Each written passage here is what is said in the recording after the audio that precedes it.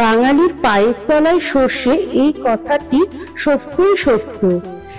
কিছুদিন গেলে পরেই মনে হয় মনটা অস্থির হয়ে গেল, কোথাও যেন ঘুরে আসি। সেই রকম আমাদেরও হয়েছিল। সেই দক্ষিণ ভারত ঘুরে আসার পর সেরকম ভাবে বড় কোথাও যাওয়া হয়নি। তাই 22শে মার্চ 2025 শনিবার আমরা সপরিবার চলে গিয়েছিলাম তারাপীঠ। আমাদের ট্রেন ছিল কলকাতা স্টেশন থেকে।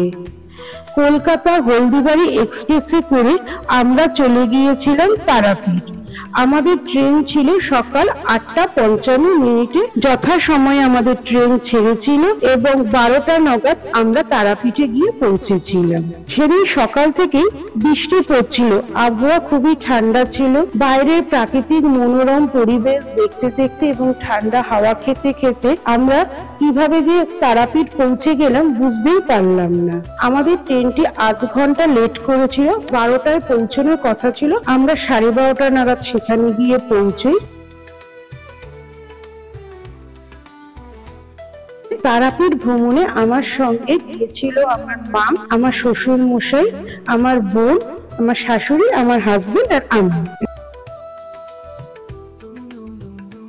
রামপুরহাট স্টেশন থেকে বেরিয়ে আমরা একটি অটো বুক করেছিলাম। অটো আমাদের মাথা পিছু 50 টাকা করে নিয়েছিল এবং আমাদের হোটেলের সামনে নিয়ে গিয়েছিল।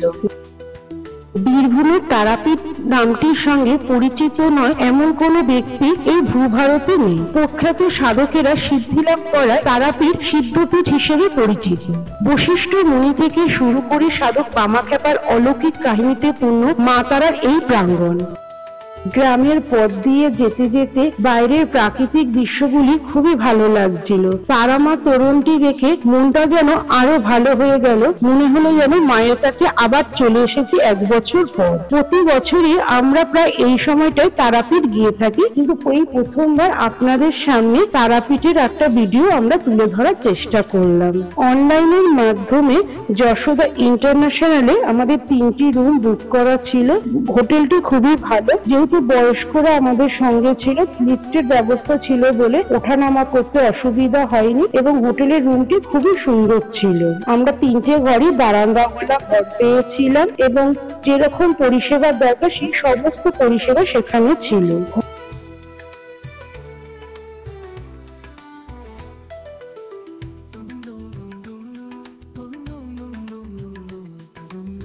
হোটেলের ঘরের মধ্যে খাট, একটি আলমারি, একটি বড় মিরর ছিল এবং একটি সুন্দর বারান্দা ছিল। এছাড়া বাথরুমটিও বেশ ভালো, সেখানে গিজার, ওয়েস্টার্ন কোমোড এবং বেসিন ছিল এবং মোটামুটি সবসময় জল সরবরাহ পাওয়া গেছে, খুবই ভালো ছিল।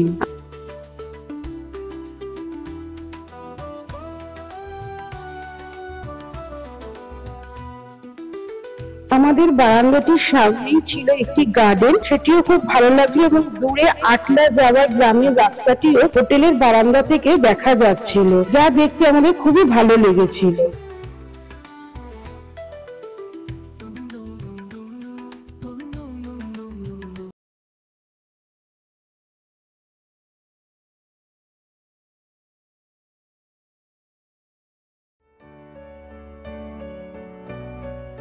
দুপুরে খাওয়া দাওয়ার পর একটু বিশ্রাম নিয়ে বিকেলবেলা একটি টোটো বুক করে বেরিয়ে পড়েছিলাম তারাপীঠ ভ্রমণে। প্রথমেই আমরা চলে গিয়েছিলাম সাধক বামাখ্যাপার বাড়িতে। 1837 সালে তারাপীঠ সংলগ্ন আটলা গ্রামে জন্মগ্রহণ করেন বামাচরণ চট্টোপাধ্যায়। এই তারাপীঠে দ্বারকা নদীর তীরে সাধনা করে তিনি সিদ্ধিলাভ করেন। তারাপীঠে মা তারার দর্শন করতে গেলে সাধক বামাখ্যাপার জন্মভিটে দর্শন না করে ফেরেন না এমন কোনো ভক্ত নেই। 1837 খ্রিস্টাব্দে তারাপীঠের কাছে আটলা গ্রামে জন্ম হয় বামাখ্যাপার।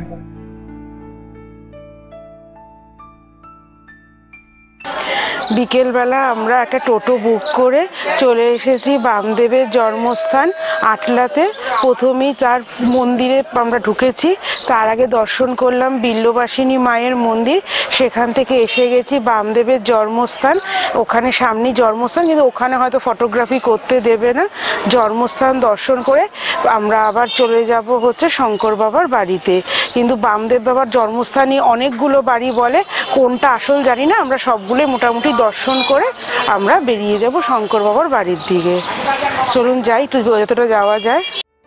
তার প্রকৃত নাম ছিল বামাচরণ চট্টোপাধ্যায়। খুব ছোটবেলায় তার পিতার মৃত্যু হলে তার মা তাকে ঠিক মতন লালন পালন করতে না পারায় তাকে এক কাকার বাড়িতে পাঠিয়ে দেন। সেই কাকার বাড়ি ছিল তারাপীঠের খুবই কাছে। তিনি ছোটবেলা থেকেই পড়াশোনায় মনোযোগী ছিলেন না, বরং গ্রামের শ্মশানে আসা সাধু বাবাদের সঙ্গে থাকতে বেশি পছন্দ করতেন। এখন বামাচরণ কোনো সময় জ্বলন্ত চিতার কাছে বসে থাকতেন, কখনো বা বাতাসের সঙ্গে কথা বলতেন। তিনি তারামাকে বড় মা বলে ডাকতেন। তার এই ধরনের ব্যাপার স্যাপার দেখে অনেকেই তাকে বামা খ্যাপা বলে ডাকত। খ্যাপা মানে পাগল, অর্থাৎ গ্রামবাসীরা তাকে অর্ধ পাগল মনে করত। এই বামা খ্যাপা নামটি আস্তে আস্তে সারা জায়গায় ছড়িয়ে পড়তে থাকে। ভাদ্র মাসের শুক্লপক্ষের তৃতীয়া তিথিতে তিনি শ্মশানে বসে মায়ের ধ্যান করে মাকে দর্শন করেছিলেন। কোমরে পরা ছিল বাঘের চামড়া, এক হাতে ছিল অস্ত্র, অন্য হাতে ছিল মরার খুলি। এই রূপেই সে তারামার দর্শন করেছিলেন। সেই সময় মা তারা সেখানকার রানীমার কাছে স্বপ্নে জানান এবং তাকে নির্দেশ দেন শ্মশানের কাছে মা তারার একটি মন্দির নির্মাণ করবার জন্য এবং বামাকে পুরোহিত করবার জন্য। বামাখ্যাপার সিদ্ধি লাভের পর তারাপীঠ মহাশ্মশানে অনেকদিন পর্যন্ত কোনো সাধকরা সিদ্ধি লাভ করতে পেরেছিলেন কিনা বলে কিছু জানা যায় না। তবে বিংশ শতাব্দীর শেষ দিকে এক সাধকের পরিচয় পাওয়া যায়। তিনি বামাখ্যাপার মতনই এক আত্মভোলা নির্লোভ সাধক ছিলেন। এই সহজ সরল আত্মভোলা সাধকই হলেন শঙ্কর খ্যাপা বা শঙ্কর বাবা। তারাপীঠ মহাশ্মশানের পশ্চিম দিকে দ্বারকার কূলে গাছগাছালিতে ঘেরা অতি প্রাচীন গ্রাম কবিচন্দ্রপুর। এই গ্রামে 1926 সালে সাধক শঙ্কর খ্যাপা জন্মগ্রহণ করেছিলেন। তার পিতার নাম ছিল যোগীন দাস। দাদা বৌদি সংসারে শঙ্কর থাকত।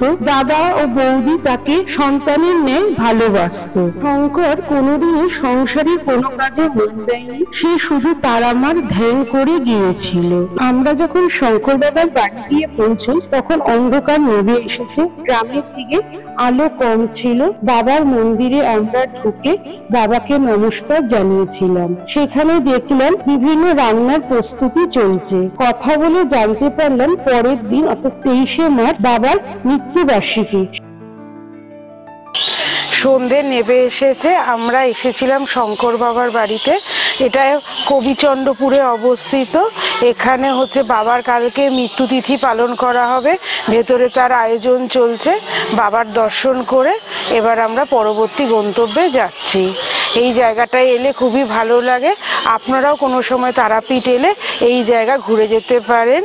শঙ্কর বাবার বাড়ি ঘুরে আসার পর আমরা চলে গিয়েছিলাম লক্ষ্মীনারায়ণের মন্দিরে। এই মন্দিরটি অনেকেই হয়তো গেছেন, আবার অনেকেরই যাওয়া হয়নি, কারণ খুব বেশি দিন এই মন্দিরটি হয়নি। গত বছর যখন আমরা তারাপীঠে গিয়েছিলাম সেই সময় প্রথমবার এই মন্দিরটি দর্শন করেছিলাম। এইবারও চলে গিয়েছিলাম। সেই সময় ঘন অন্ধকার নেমে এসেছে, সন্ধে হয়ে গিয়েছিল। মন্দিরের আলো জ্বলে উঠেছিল। আলোয় মন্দিরটি অপূর্ব সুন্দর দেখাচ্ছিল। ভেতরে গিয়ে আমরা লক্ষ্মীনারায়ণের মূর্তি দর্শন করে বেরিয়ে এসেছিলাম এবং তারপর চলে গিয়েছিলাম মুন্ডমালিনী মায়ের মন্দিরে।